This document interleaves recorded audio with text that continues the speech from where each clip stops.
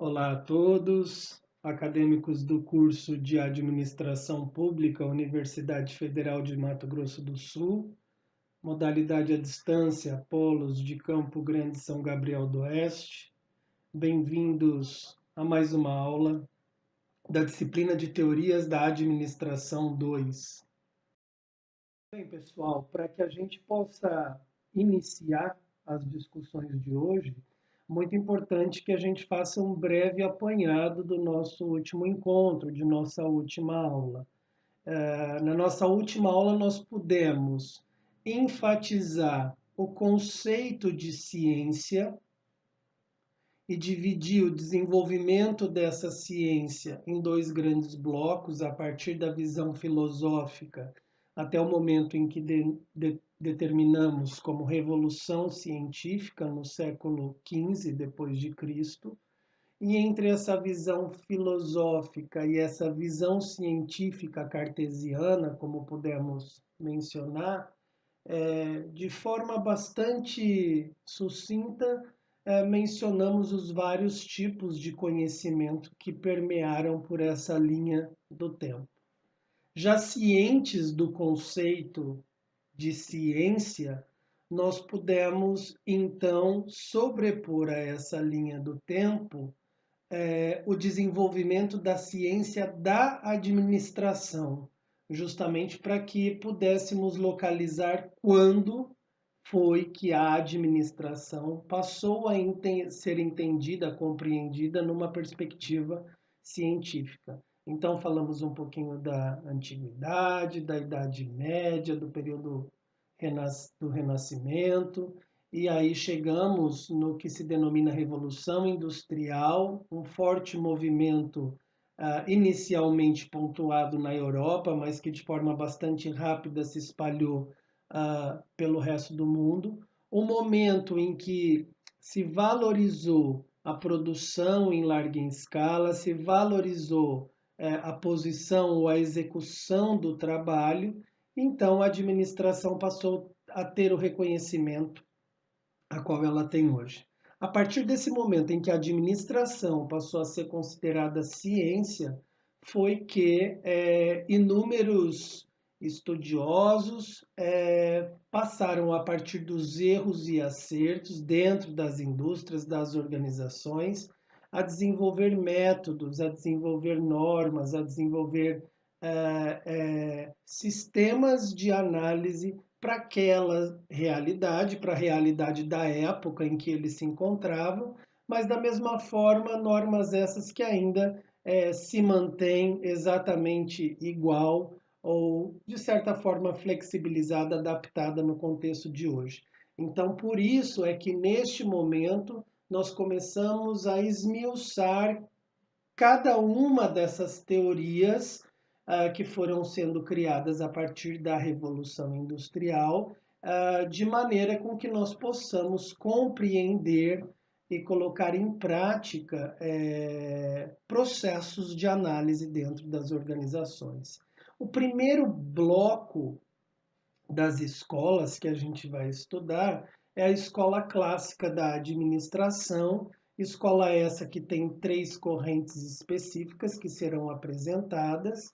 Estudaremos também a escola das relações humanas e comportamental, que dentro dessa escola, dessa teoria, existem 2 correntes, e as escolas integrativas, que tratam da abordagem sistêmica e contingencial, também apresentado no nosso último encontro. Digamos que essas são as 3 principais escolas com ocorrência aí nos primeiros 50 anos pós-Revolução Industrial. Assim, o objetivo da nossa aula hoje é analisar a transformação do pensamento administrativo a partir do estudo das principais teorias desenvolvidas ao longo dos primeiros 50 anos, identificar as contribuições por elas trazidas à própria ciência da administração, elencando prós e contra, compreender, por consequência, a importância da gestão nos processos de expansão das organizações e, de forma central, focalizada, nós trataremos nesta aula com a administração científica, ou seja, a primeira corrente da escola clássica da administração. Aqui eu já convido a vocês a refletirem sobre duas pistas que nós temos nesse último objetivo de aula. O nome do grande bloco teórico se chama Escola Clássica da Administração. A gente pode pegar essa palavra clássica como uma grande pista. Né? O que vem a ser clássico? A gente pode relacionar o clássico com algo que seja conservador, limitador, algo que não parte do princípio de muita liberdade, mas sim de imposição. E a administração científica, que é a primeira corrente, a palavra científica já nos traz a correspondência com a questão da aplicabilidade de métodos, de regras e de normas. Não podemos nos esquecer de que essas teorias surgiram no que se vê no esquema apresentado, é um esquema que penso eu que seja a segunda, terceira vez que é trazido em nossos slides, mas é um esquema que representa a organização, né? O desenvolvimento de trabalhos a partir da união de recursos humanos, financeiros, materiais, que visam um objetivo comum no âmbito da organização.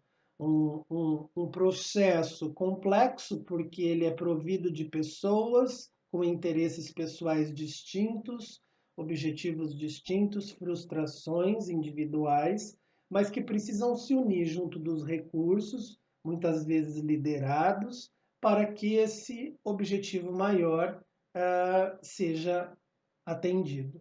E isso sempre relevando as funções do administrador. Esse processo ele só se faz possível a partir do planejamento, da organização, da liderança, da direção e do controle. Então, nós precisamos atingir aos nossos objetivos através da ação, eficácia, e da eficiência. Peço perdão até achei que tivesse um erro, mas não tem na escrita. Da eficiência, que é a ação somada ao método. Teoria clássica da administração, o grande bloco clássico, conservador. Primeira corrente, administração científica.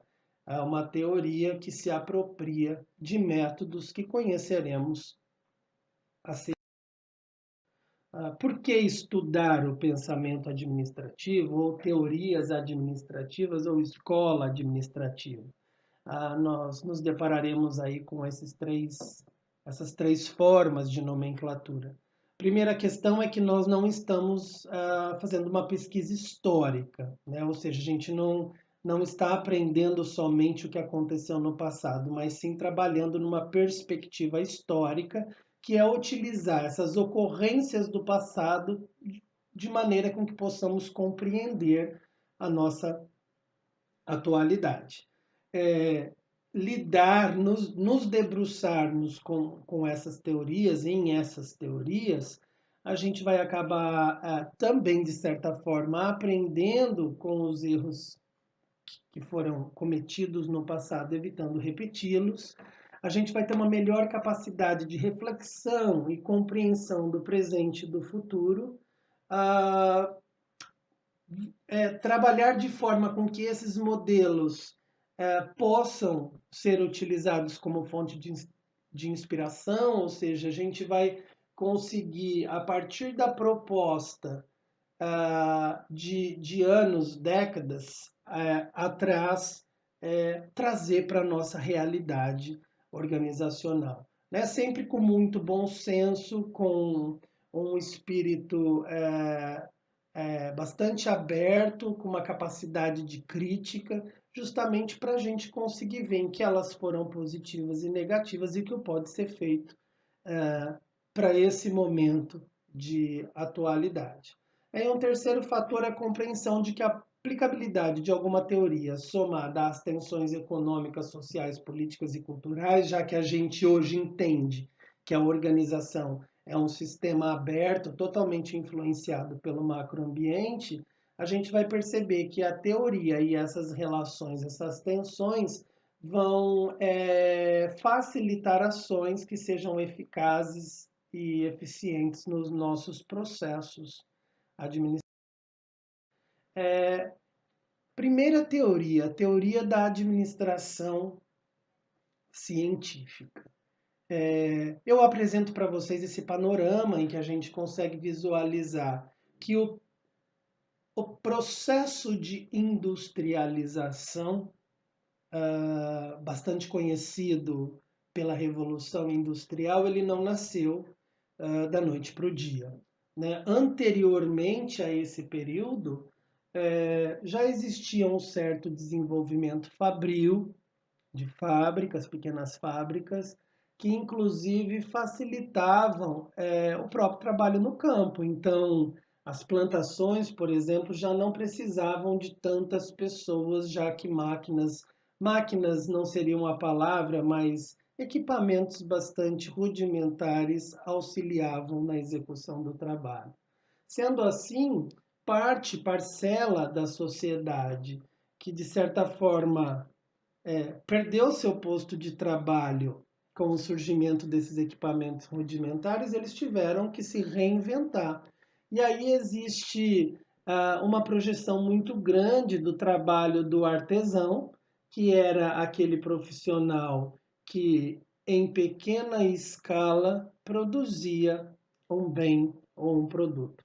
Uma característica importante que difere da realidade industrial é que esse artesão ele se ocupava com todas as etapas do processo produtivo, não é? Então ele iniciava a produção de um bem e concluía ela. Ele não tinha uma divisão de trabalho.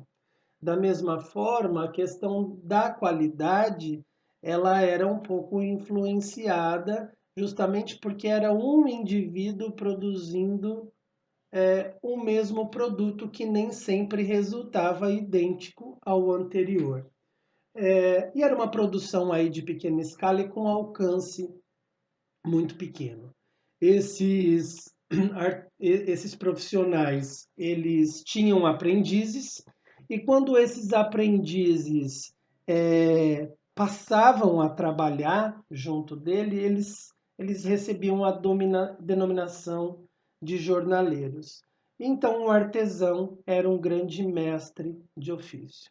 Ele era mestre do ofício da produção de um ou alguns dados bens, ensinando aprendizes e, quando contratava esses aprendizes, trabalhando junto de seus jornaleiros. E eis então que, a partir da descoberta da máquina a vapor, essa produção passou a receber um novo olhar. Não é? As máquinas permitiam uma construção, uma produção em ampla escala, num tempo mais rápido, e esse processo de industrialização, que a gente já pôde falar bastante dele, ele ensejou na mão de obra. Então, foi a partir desse momento em que o trabalho passou a ser reverenciado.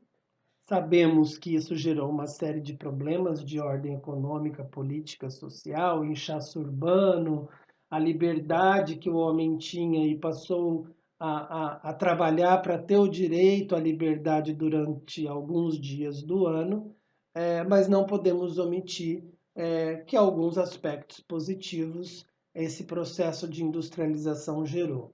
E um deles é justamente o desenvolvimento de estudos na área da administração. Então, nós temos aqui de 1760 a 1850 o processo de industrialização bem pontuado na Inglaterra, com produção de bens de consumo e produtos de ordem têxtil, sendo um maquinário movido a vapor.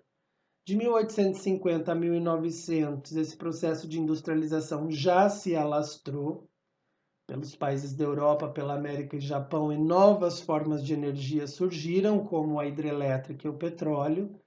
E de 1900 para frente, até os dias atuais, nós temos aí surgimento de conglomerados industriais, já um processo de automatização, diversidade de bens de consumo, entrou em cena a indústria química, eletrônica e a genética. Então, essa revolução industrial que começou lá atrás, ela ainda se mantém sempre com novas descobertas e novos formatos de produção e, obviamente, novas maneiras de compreensão desse âmbito organizacional.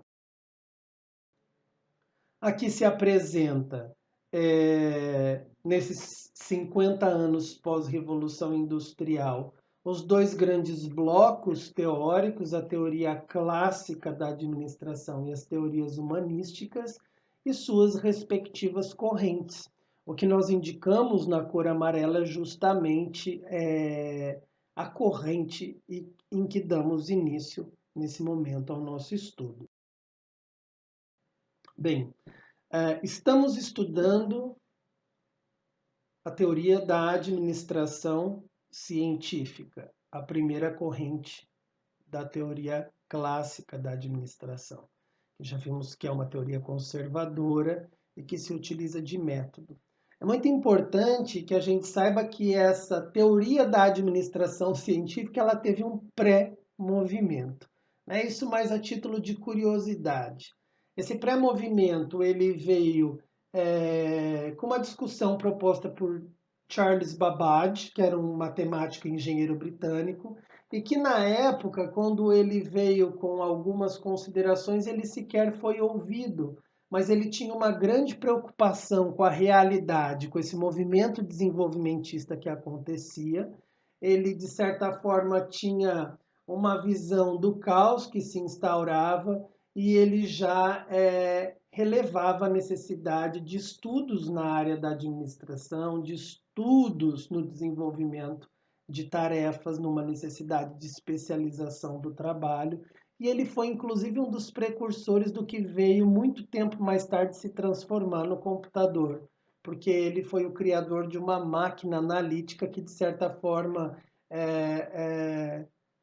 tentava analisar alguns dados referente a tempo, a produção nas organizações. E um outro colaborador desse movimento que antecedeu a administração científica foi o Adam Smith, que era um economista escocês e que também, olhando a realidade americana, esse crescimento desordenado e caótico, ele dizia aí da necessidade de coordenação no modo de produção e distribuição de tarefas, inclusive publicando um artigo em que ele demonstrava em que um indivíduo trabalhador de uma organização produtora de alfinetes, se ele fizesse todas as etapas da produção como um artesão sozinho, ele conseguiria fazer em torno de 10 alfinetes por dia. E se essa organização tivesse 10 profissionais, cada um fazendo uma etapa da produção do alfinete, essa organização ultrapassaria a produção de 40 mil alfinetes por dia. Então, existe um foco e uma preocupação naquele que faz, naquele que executa, numa especialização de tarefas no âmbito organizacional. Já não se preza o trabalho do artesão que se ocupa com todas as etapas do processo produtivo, mas a divisão do trabalho para que cada pessoa faça muito bem feito uma determinada etapa do processo produtivo. Então, já que tecemos algumas considerações sobre esse pré-movimento da teoria da administração científica, a gente inicia a apresentação da teoria em si,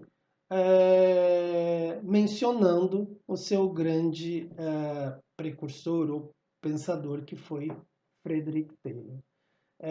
Administração científica, a gente tem que fazer uma alusão à palavra ciência, utilização de método. Já sabemos que ela é uma teoria bastante conservadora, restritiva, de certa forma autoritária, e com foco naquele que faz. Taylor foi um americano, nascido no estado da Pensilvânia, que muito cedo conseguiu uma vaga no curso de Direito na Harvard University. A gente sabe que a Harvard ainda se perfaz numa das principais universidades do mundo, mas ele abriu mão, né, de seguir uma vida na área do direito para trabalhar como operário em uma metalúrgica. Né? Outra característica nós vamos perceber que esses estudiosos eles circularam muito por esse meio da metalurgia, da mineração. A partir desse trabalho como operário, ele passou para uma outra empresa onde ele já desenvolveu um papel de engenheiro justamente por ter se formado em engenharia no estado de Nova Jersey, nos Estados Unidos. Então ele foi engenheiro-chefe dessa segunda organização. E aí o que acontece? Essa vivência, essa experiência no ambiente organizacional fez com que ele começasse a refletir sobre criação de métodos para que essas organizações se tornassem mais eficazes e mais efetivas.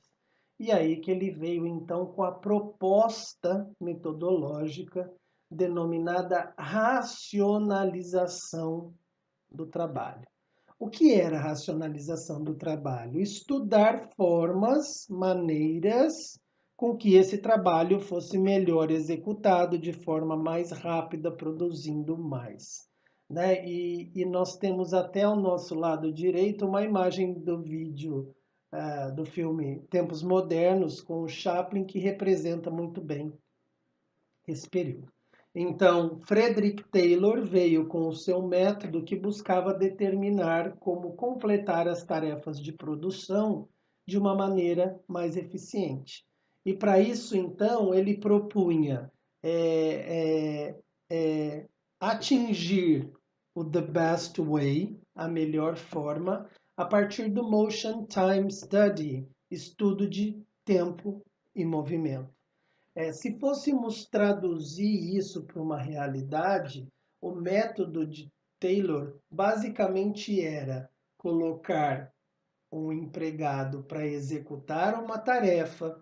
Enquanto ele executava essa tarefa, alguém viesse, por exemplo, com uma câmera que disparasse milhares de fotografias e depois de concluído o trabalho se propunha uma análise a essas fotografias para verificar quais movimentos executados pelo trabalhador durante o processo eram realmente necessários para a produção e quais movimentos dele foram desnecessários.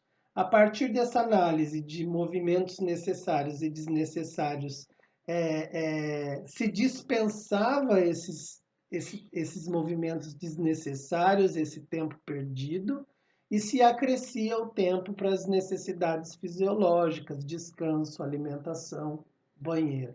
Então chegava-se à fórmula ideal. O que fazer para desenvolver uma determinada atividade com movimentos apenas necessários e com o tempo de necessidades fisiológicas. E aí criava-se então uma cartilha que era disparada e liberada a todas as pessoas que faziam aquela ação. Vejam bem, é uma espécie de adestramento, um adestramento ideal para a execução de um papel, e isso era feito a partir do que se denominava fase analítica e fase construtiva. A fase analítica, ela analisava o desenvolvimento da ação de um profissional, e a fase construtiva, ela separava de um lado movimentos que eram importantes e necessários, descartava de outro aqueles desnecessários e somavam aí esse tempo de necessidade fisiológica. Então existe uma seleção, uma escolha, existe o teste, a fragmentação do tempo, a eliminação do desnecessário, o acréscimo de tempo de necessidades fisiológicas, como se essa produção partisse do princípio de um processo matemático. Taylor, pai da administração científica, como é conhecido, foi um grande experimentador, um grande pesquisador e divulgador. Ele formou uma nova linha de pensamento, mas ele recebeu muitas críticas, porque Taylor era um engenheiro. E muitas dessas produções da criação e da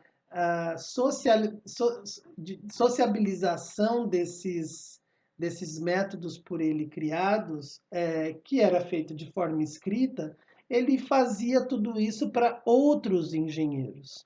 Né? E os estudiosos, os críticos da ciência, consideraram importantes e interessantes os seus manuscritos, mas diziam que ele não tinha uma linguagem que colaborava ou que se equiparava às exigências da ciência. Então ele foi, de certa forma, um pouco criticado porque ele escrevia para engenheiro, ele não escrevia para a sociedade científica.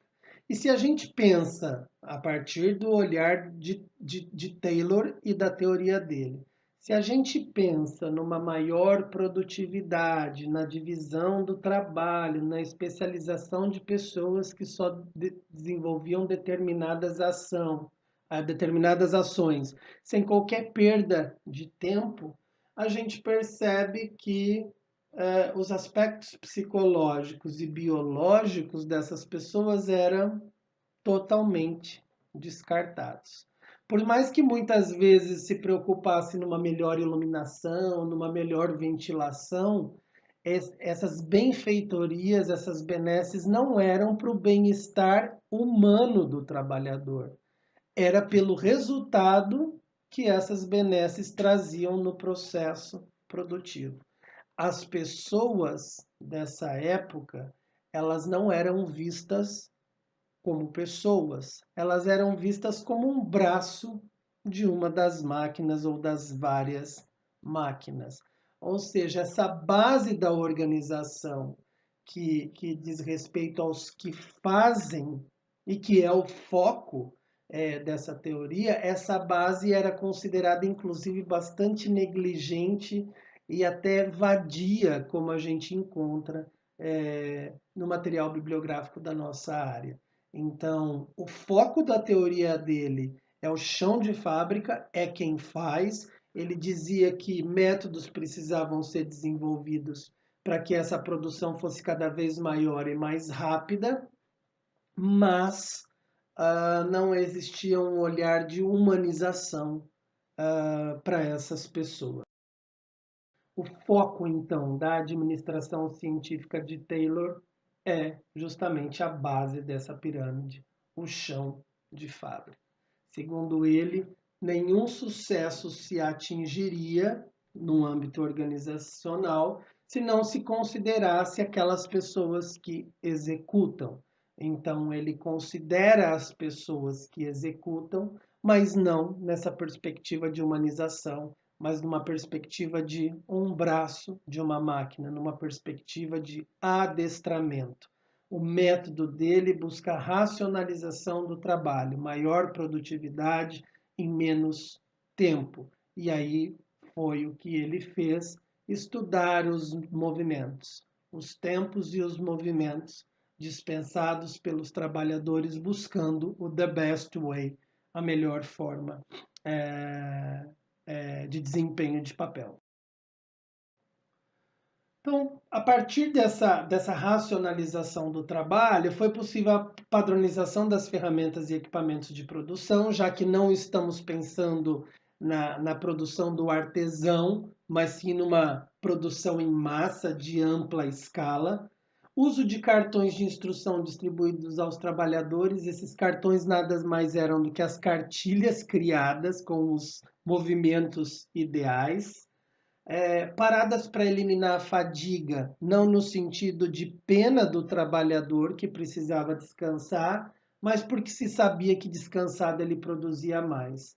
Gratificação por produção, uma espécie de comissionamento, início de um olhar para a estrutura onde o trabalho acontece, então iluminação, ventilação, sem se pensar no bem-estar do trabalhador, E essas propostas dele se chocaram com os sindicatos existentes na época, porque o sindicato partia de um princípio de solidariedade coletiva, e essa proposta dele, embora aceita, e a gente vai poder discutir um pouquinho que ela ainda talvez seja válida e aplicável hoje, ela era bastante autoritária, ela era bastante restritiva, com normas que vinham de cima para baixo, pensando somente no resultado gerado à organização. E uma das características é um olhar do macroambiente. Taylor, em todos esses estudos, jamais olhou para fora das portas e janelas da organização. Ele nem considerava que o mundo externo pudesse, de certa forma, tensionar a realidade da organização. Então, ele olhou só para o lado de dentro. E a gente sabe hoje que a organização é um sistema vivo que tanto influencia e é influenciado pelo mundo externo. Como um seguidor de Taylor, nós temos Ford, né? Ainda somos grandes consumidores dos veículos da Ford, e o Ford ele se apropriou desse método do Taylor para a construção dos seus carros. Né? O automóvel é esse que se vê na foto, chamado automóvel modelo T, que foi também produzido no nosso país no período de 1908 a 1927, com o nome de Ford Bigode. Ford comprou a ideia de Taylor. Ford considerou necessário dividir os trabalhadores em atividades específicas do processo produtivo. Então, havia quem pintava, havia quem parafusava, havia quem soldava, sempre pensando numa maior rapidez, numa maior quantidade, mas ele adaptou um pouco a proposta inicial de Taylor. Uma das adaptações foi que Ford organizava seus trabalhadores lado a lado, e na frente do posto de trabalho desses trabalhadores existia uma espécie de vagão num trilho com todos os insumos, os materiais, a matéria-prima necessária no processo produtivo. E esse vagão ficava indo e vindo, passando na frente das estações de trabalho, de forma que o trabalhador não precisasse nem se levantar, por exemplo, para buscar o parafuso. O vagão trazia esse parafuso até ele. Mas a grande sacada do Ford foi que ele podia, devagarzinho, sem com que os trabalhadores percebessem, aumentar a velocidade desse vagão, de maneira com que inconscientemente cada vez eles trabalhavam mais e mais rápido, produzindo mais e mais. Isso chegou a tal ponto em que a produção de um chassi de um veículo caiu de 13 horas para 1 hora, e que se fazia um carro em média a cada 84 segundos na sua planta de fábrica. Inclusive existe uma espécie de piada em que Ford dizia: meus consumidores podem comprar carro de qualquer cor, desde que eles sejam pretos. Por quê? Porque a cor preta, uma única cor, facilitava, agilizava o processo de produção dos veículos. Nós temos aqui dois quadros que trazem as principais características da proposta de Taylor e a adaptabilidade, a aplicabilidade dessa teoria por Ford. Então, para Taylor, o operário era incentivado a uma maior produção, então o operário, a partir do estudo dos tempos e movimentos, ele assumia uma ação, uma especialidade, e ele era incentivado a fazer cada vez mais rápido, porque ele sabia, por exemplo, que ele ia ser bonificado e melhor comissionado por isso. Então, existe o estudo de tempo e de movimento. Já Ford, que se apropriou da teoria de Taylor, o operário era incentivado a uma maior produção inconscientemente, por uma força externa, que era a velocidade da máquina, do vagão, em que ele controlava. Então, a própria sistemática de funcionamento do maquinário levava a um aumento da produção. A teoria, a propriedade teórica é a mesma, só que Taylor ele fazia com que os empregados quisessem internamente produzir mais para serem bonificados. E Ford já não. Esse aumento de produtividade vinha de uma força externa controlada por ele, que era a velocidade desse vagão que levava e trazia a matéria-prima necessária. Então ele geria essas pessoas como se fantoches fossem. E aí a gente se pergunta prós e contras dessa teoria da administração científica. Ainda possível sua aplicação? Então, os prós a gente vê que é o aumento da produtividade, a eficiência, é a produção em larga escala, com certo padrão de qualidade, toda a indústria, toda a organização, seja ela produtora de bens e produtos ou prestadora de serviços, ela tem interesse nesse output que é positivo.